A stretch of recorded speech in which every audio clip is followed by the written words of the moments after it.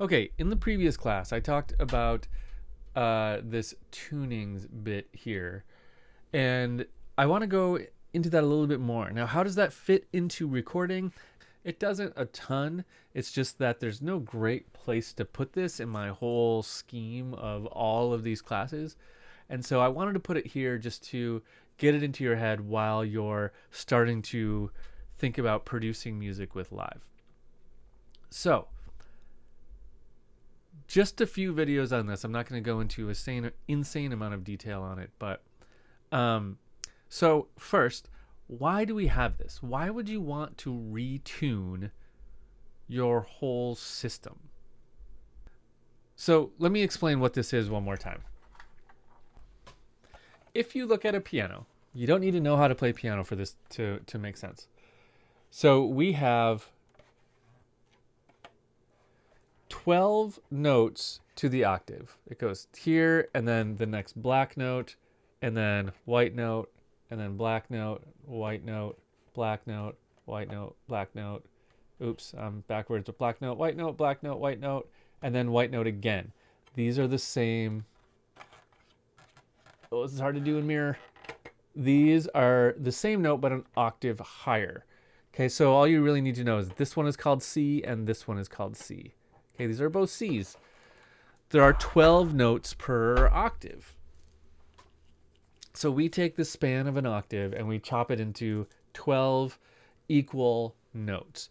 This is a system that we've used for the last several hundred years called equal temperament. And the system we used before that was pretty close to it, almost identical.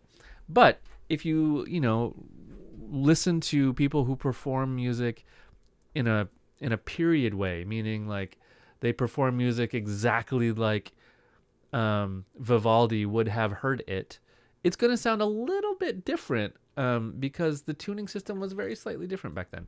But anyway, our system of doing it, equal temperament, is not universal.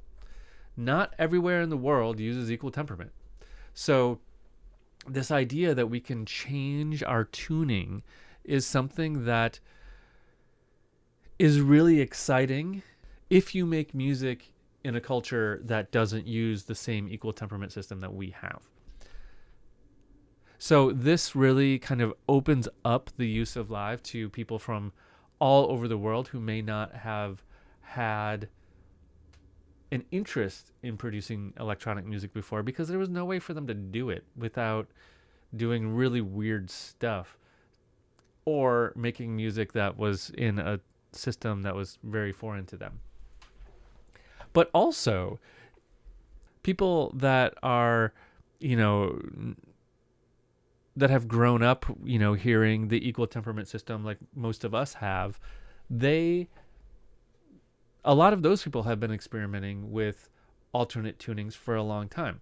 Someone like Aphex Twin for years has done things where he's retuned some of his synthesizers to get different notes. And that's why when you listen to some of his music, some of those keyboards just sound off in a weird kind of disturbing way. And that's because he's tuned to a whole different tuning system. So it's really cool that we can just change it. It's wild, and it's going to do amazing things for music.